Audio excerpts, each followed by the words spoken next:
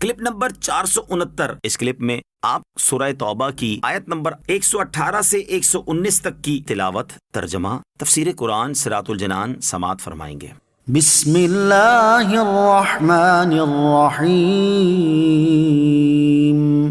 ترجمہ، اللہ کے نام سے شروع جو نہایت مہربان رحمت والا ہے۔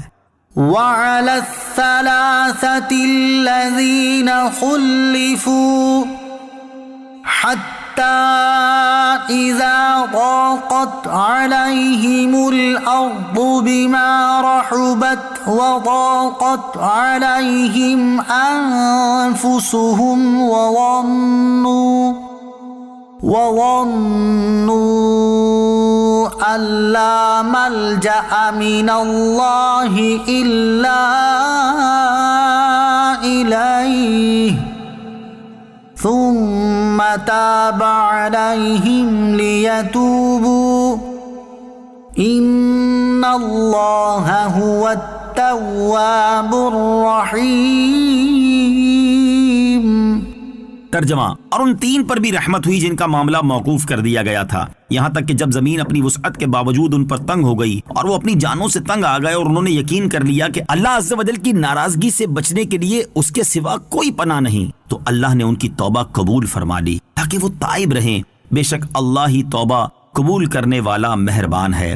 وعلی الثلاثہ، اور تین پر، یہ تین صحابہ کرام حضرت کعب بن مالک، ہلال بن امیہ اور مرارہ بن ربیع رضی اللہ تعالی عنہم ہیں۔ ان کا ذکر آیت وَآخَرُونَ مُرْجَوْنَ لِأَمْرِ اللَّهِ، اور اللہ کے حکم کی وجہ سے کچھ دوسروں کو مؤخر کر دیا گیا ہے، میں گزر چکا ہے۔ یہ سب انصاری تھے۔ رسول کریم علیہ الصلوۃ والسلام نے غزوہ تبوک سے واپس ہو کر ان سے جہاد میں حاضر نہ ہونے کی وجہ دریافت فرمائی اور فرمایا، ٹھہرو جب تک اللہ تعالیٰ تمہارے لیے کوئی فیصلہ فرمائے، اور مسلمانوں کو ان لوگوں سے ملنے جلنے کلام کرنے سے ممانعت فرما دی، حتیٰ کہ ان کے رشتہ داروں اور دوستوں نے ان سے کلام ترک کر دیا، یہاں تک کہ ایسا معلوم ہوتا تھا کہ ان کو کوئی پہچانتا ہی نہیں، ان کی کسی سے شناسائی ہی نہیں۔ اس حال پر انہیں 50 روز گزرے، یہاں تک کہ جب زمین اپنی وسعت کے باوجود ان پر تنگ ہو گئی اور انہیں کوئی ایسی جگہ نہ مل سکی جہاں ایک لمحے کے لیے انہیں قرار ہوتا۔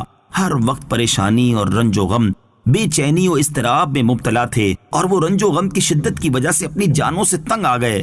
نہ کوئی انیس ہے جس سے بات کریں، نہ کوئی غمخوار جسے حال دل سنائیں، وحشت و تنہائی ہے اور شب و روز کی گریہ وزاری۔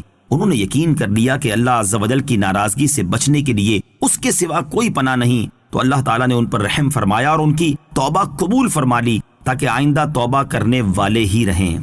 یا ایھا الذین آمنوا اتقوا اللہ وکونوا مع الصادقین۔ ترجمہ، اے ایمان والو، اللہ سے ڈرو اور سچوں کے ساتھ ہو جاؤ۔ وَقُونُوا مَعَ الصَّادِقِينَ، اور سچوں کے ساتھ ہو جاؤ، یعنی ان لوگوں کے ساتھ ہو جاؤ جو ایمان میں سچے ہیں، مخلص ہیں، رسول اکرم علیہ الصلوۃ والسلام کی اخلاص کے ساتھ تصدیق کرتے ہیں۔ حضرت سعید بن جبیر رضی اللہ تعالیٰ عنہ کا قول ہے کہ صادقین سے حضرت ابوبکر و عمر رضی اللہ تعالیٰ عنہما مراد ہیں۔ ابن جریج کہتے ہیں کہ اس سے مہاجرین مراد ہیں۔ حضرت عبداللہ ابن عباس رضی اللہ تعالیٰ عنہما نے فرمایا کہ اس سے وہ لوگ مراد ہیں جن کی نیتیں سچی رہیں، ان کے دل اور اعمال سیدھے رہے، اور وہ اخلاص کے ساتھ غزوہ تبوک میں حاضر ہوئے۔ سچائی کی فضیلت اور جھوٹ کی مذمت۔ اس آیت میں اللہ تعالیٰ نے سچوں کے ساتھ ہونے کا حکم ارشاد فرمایا۔ اس مناسبت سے یہاں ہم سچائی کی فضیلت اور جھوٹ کی مذمت پر 2 احادیث ذکر کرتے ہیں۔ نمبر 1، بخاری شریف کی حدیث ہے، حضرت عبداللہ ابن مسعود رضی اللہ تعالی عنہ سے روایت ہے، رسول اکرم علیہ الصلوۃ والسلام نے ارشاد فرمایا، بے شک سچائی بھلائی کی طرف ہدایت دیتی ہے اور بھلائی جنت کی طرف لے جاتی ہے، اور آدمی برابر سچ بولتا رہتا ہے یہاں تک کہ وہ صدیق ہو جاتا ہے، اور جھوٹ بدکاریوں کی طرف لے جاتا ہے اور بدکاریاں جہنم میں پہنچاتی ہیں، اور آدمی برابر جھوٹ بولتا رہتا ہے یہاں تک کہ وہ اللہ تعالیٰ کے نزدیک کذاب لکھ دیا جاتا ہے۔ بخاری شریف کی حدیث ہے، حضرت سبرہ بن جندب رضی اللہ تعالی عنہ سے روایت ہے، نبی کریم علیہ الصلوۃ والسلام نے ارشاد فرمایا، میں نے دیکھا کہ 2 شخص میرے پاس آ کر کہنے لگے کہ جس شخص کو آپ نے شب معراج دیکھا کہ اس کے جبڑے چیرے جا رہے ہیں، وہ بہت جھوٹا آدمی ہے، ایسی بے پرکی اڑاتا تھا کہ اس کا جھوٹ اطراف عالم میں پھیل جاتا تھا، پس قیامت تک اس کے ساتھ یہی کیا جاتا رہے گا۔ اللہ تعالی ہمیں سچ بولنے اور جھوٹ سے بچنے کی توفیق عطا فرمائے، آمین۔